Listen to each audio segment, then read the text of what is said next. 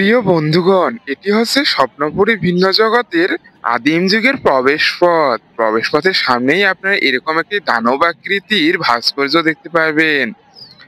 এই আদিম যুগে প্রবেশ করতে হলে আপনাদেরকে অবশ্যই টিকিট কাটতে হবে। টিকিট হলো জনপ্রতি 20 টাকা করে। তো আমরা একটু আশপাশটা ঘুরে দেখবো, তারপরে এর ভিতরে প্রবেশ করব। এখানে কি রয়েছে। তো এদিকটায় একটা পুকুর রয়েছে, পুকুরের মধ্যে বিভিন্ন রাইড আমরা দেখতে পাচ্ছি, সেখানে অনেকজন মানুষ চড়তেছে। আমরা 20 টাকা করে টিকিট কেটে ভিতরে প্রবেশ করলাম। ভিতরে প্রবেশ করেই আমরা এই ওয়ালের মধ্যে বিভিন্ন ভাস্কর্য দেখতে পাইলাম।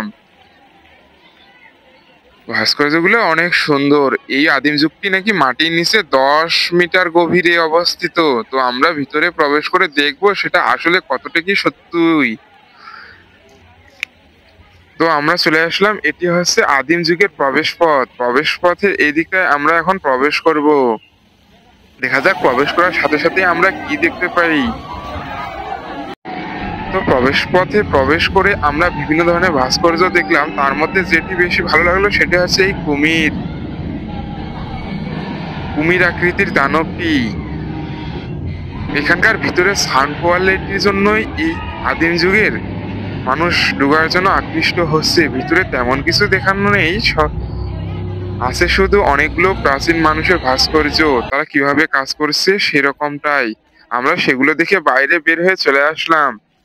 এই পথটা ধরে এই পথটাতে দেখলাম অনেকজন মানুষ, এখানে একজন ছবি তুলতেছে। সরি ভাইয়া, আপনাদের ডিস্টার্ব করলাম। এরপর আমরা আরো সামনের দিকে হাঁটতেছি। চারদিকটায় শুধু মানুষ আর মানুষ, আর সবুজ গাছপালা দিয়েই সৌন্দর্য বৃদ্ধি করা হয়েছে। এই পথটা দিয়ে হাঁটতে হাঁটতে হঠাৎ এগুলো ফুলের দেখা মিললো। দূর থেকে মনে করলাম এগুলো মনে হয় আসল ফুল, কিন্তু কাছে এসে দেখলাম এগুলা হচ্ছে আর্টিফিশিয়ালি বা সিমেন্টের তৈরি, কংক্রিট দিয়ে তৈরি করা হয়েছে এই ফুলগুলো। ফুলগুলো অবশ্য ভালোই লাগতেছে। আর এই রাস্তাটি হচ্ছে এই যে পুকুরটার মধ্যে, যেখান দিয়ে স্পিড বোর্ডের রাইড গুলো চলতেছে। বন্ধুরা, আপনারা যারা স্বপ্নপুরী বিনোদন পার্কের প্রথম, দ্বিতীয়, তৃতীয় পার্টটি দেখেননি, অবশ্যই তারা সেই পার্টগুলো দেখে আসবেন। আমাদের চ্যানেল ইতিমধ্যেই